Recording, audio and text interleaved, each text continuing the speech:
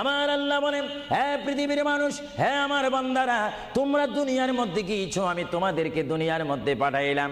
পাঠাইবার পরে আমি জানি তোমরা অনেক অন্যায় পথে যাবে, অনেক কাজ করবে, যে কাজগুলোর মধ্যে তোমাদের গুনাহ হয়ে যাবে।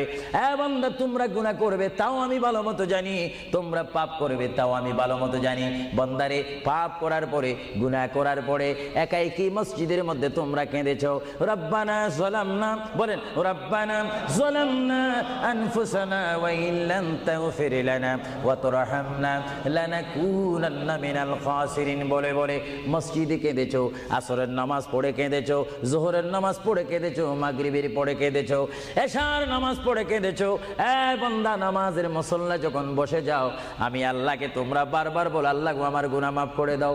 তারপরও আমি তোমাদের এই গুনাহ মাফ করে নেই। তারপরও তোমরা নিশি রাত্রে, মানুষ যখন ঘুমে যায়, তোমার বিবি যখন ঘুম যায়, তোমার ছেলে যখন ঘুম যায়, তুমি নিশি রাত্রে ঠান্ডা পানি দিয়ে ওযু বানিয়ে নামাজের মুসল্লায় বসে তুমি আবার যখন ডাক দাও, রব্বুল আলামিন, পৃথিবীর কোনো মানুষ আমার গুনাহ সম্পর্কে জানে না, তুমি আমার গুনাহ সম্পর্কে জানো। আমি এমন গুনাহ করেছি আমার বিবি জানে না, বিবি গুনাহ করেছে আমি জানি না। আল্লাহ, তুমি সব কিচ্ছু জানো। হে আমার প্রভু, তুমি আমাকে মাফ করে দাও।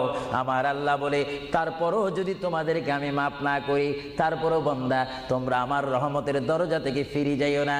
আমি তোমাদেরকে হুকুম দিচ্ছি, ওয়ালাউ আন্নাহুম ইয যালামু আনফুসাহুম জাউকা